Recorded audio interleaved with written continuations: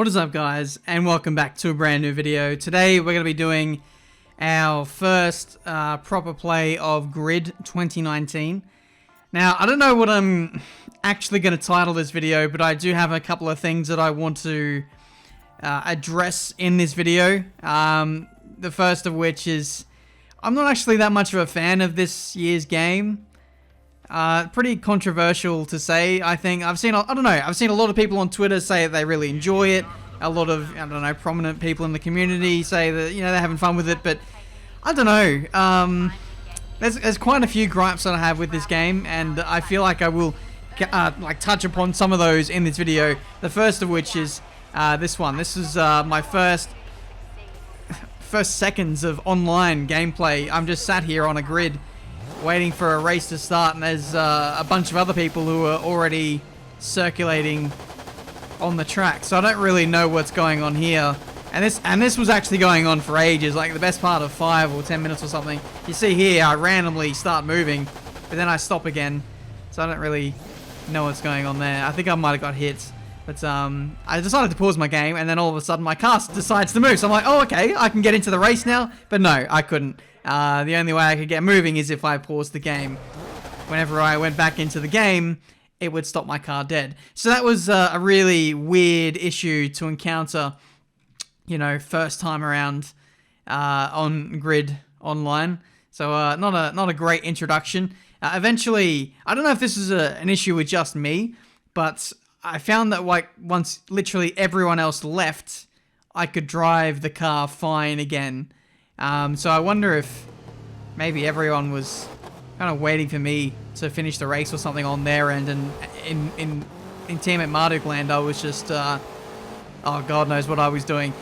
So yeah, it was a really weird one. I was in last place. I completed the lap, got myself up in a P3, and then eventually circulated around and finished the race to get P2. So yeah, that was my first experience with the game online. I did the introductory race for the career mode, and that went all fine. I have no gripes with that, but the glitch aside, I feel like my biggest gripe is actually with the handling model of this game. Now, a lot of people are going to say, oh, it's arcade, it's not meant to be serious or anything, but I don't know, arcade races are meant to have fun and somewhat enjoyable handling models. But for me, I just don't really enjoy it at all. Oh my God, there's an AI jump starting somehow. So that's another issue. Another thing I saw as well was AI were sometimes pointing sideways off of the start in single player. So that's a thing. But overall, I feel like maybe this game was a little bit rushed. Just the way that the physics work, you can ride on walls and you kind of get stuck to them. It's kind of annoying, but oh my goodness, we have a big crash there, getting squeezed up against the mountain there. No, that's a lot of damage. And we literally have to pick ourselves off of the barrier to keep going. This is actually a really good race, mind you. So I do have a bit of fun in this game, and I feel like the basis of having fun for me in this game is jumping online and having some banter with some real life people. You can see Fernando Alonso just casually is in the lobby.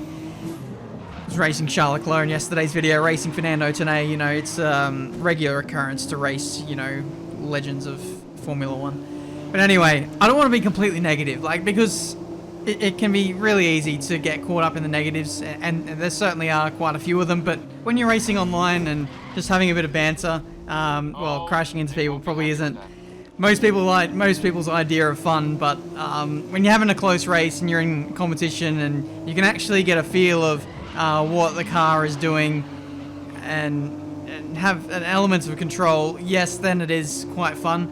But a lot of the time the car just kind of reacts in a really weird and random kind of way. A lot of the curbs, when you ride over them, will just throw you into a spin a lot of the time. I mentioned it before, but when you sometimes unintentionally ride along a wall, you might get literally glued to it, and it's hard to kind of get yourself unstuck from it. The contact model, when touching other cars, it can spin you out so easily. It's really annoying. Kind of like that.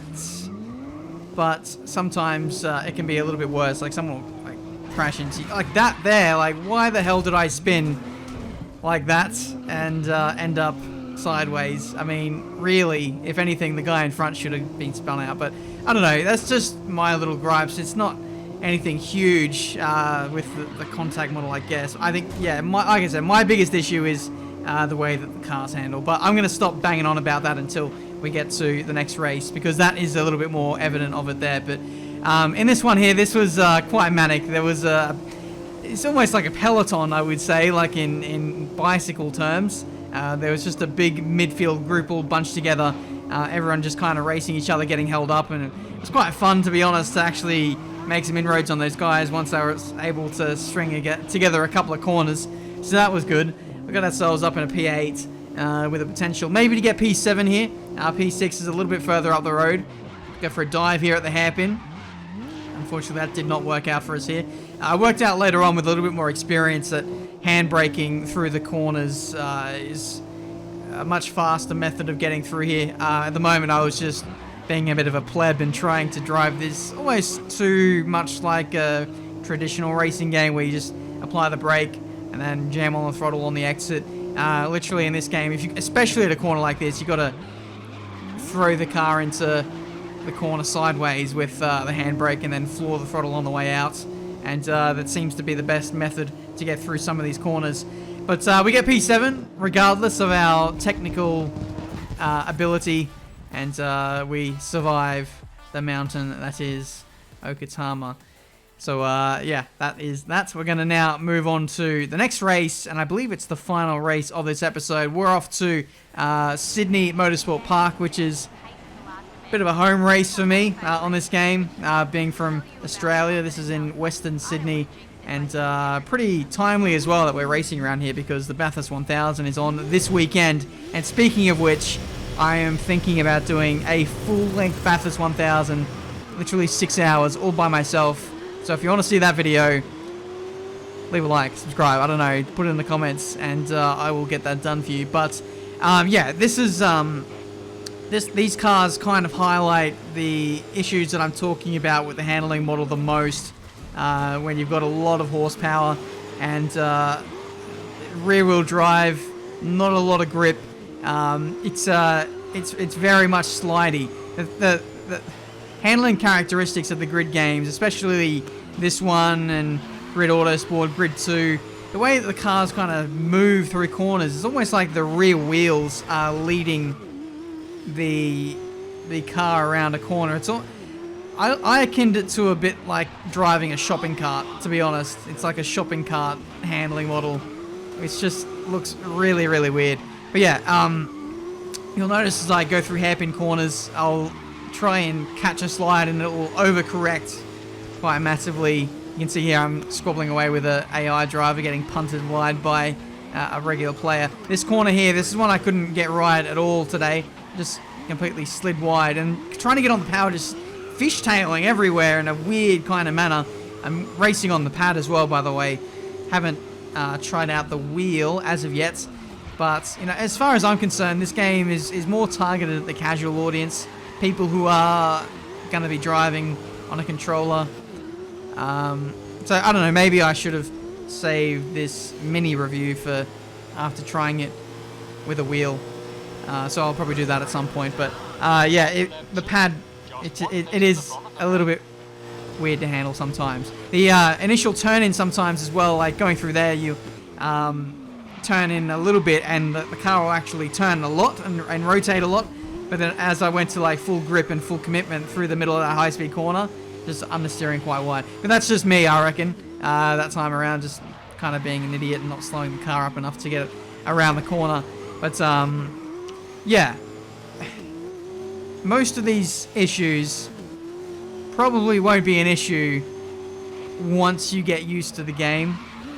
I just feel like for me, coming into this, it's just so weird to get used to that I feel like it might take away from, I don't know, other people's experiences. We're running side by side here on the start-finish straight. Let's stop our complaining for just 1 second and enjoy the race, and let's see if we can hold it around the outside. You can see the little moments where we try and flick it in But when we go to full lock, nothing really happens there, so we run wide into the gravel trap. Thankfully, we managed to survive that relatively easily. It's a nice little battle here for the win here. Top 3 separated by literally nothing on pace. Let's see if we can get back past Matthew and also this Shinyod guy. See if we can maybe slide it up the inside into this right-hander. Very lucky not to completely spin out there. I'm not going to lie, I was driving like an absolute twat in all of these races. And that's pretty much how everyone drives, I guess, on grid. It's kind of like no rules racing. No one really cares. Rubbing's racing is kind of like the first rule of this series. Which, yeah, once you get used to it and once you understand how everyone kind of races, it's fun in that regard. But you can see I'm just kind of sliding around everywhere. In this race, you can actually see I'm applying the handbrake a little bit, massive amounts of wheel spin, and fishtailing despite having a little bit of traction control on. I think all the settings are on 2 apiece. So kind of like down the middle in terms of the assist levels. Running with automatic gears as well. Car is sliding around everywhere. It's almost like Formula Drift. Which, yeah, it's... I know it's an arcade game, but the handling model is just so weird and so unintuitive, very unpredictable, which for me is not enjoyable. And that's ultimately what it comes down to for me in Grid. Games are all about having nice, fun, flowing physics and having good control. Like Rocket League is a good example of that. It's a very, very simple game, but the physics just work and they're fun and intuitive. But this is just the complete opposite. And for me, I don't really see myself playing this game long term. As harsh as that is to say, I love all the people at Codemasters and what they do with racing games. But for me, I don't know, this one just kind of misses the mark, and I don't really enjoy playing it all too much. So that's just my opinion. If you're into these kind of games, then feel free to not listen to me. But that's just how I feel about it. I'm not a massive fan, so I think I'll just stick to F1 2019 in all honesty. But that's it from me today. Thank you so much for watching. I'm sorry if I sounded overall very, very negative in this video, but you know, I've been doing this YouTube thing for a long time and I don't want to beat around the bush. I don't want to, you know, lie to you guys. I want to give you guys my honest opinion, and that is my verdict on Grid 2019. With that said, I think I might do a couple more videos on this, try out a couple of other cars, give the Renault R26 another go.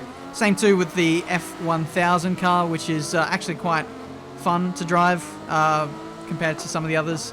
But yeah, I think if I had to give it a rule of thumb, like I feel like the slower cars, the slower they are, the more fun they are. Like the higher performance cars are just absolutely manic to drive with. But anyway, I'm rambling at this point. Thank you so much for watching. If you did enjoy this video, please leave a like, subscribe to the channel if you're new to see plenty more racing game content.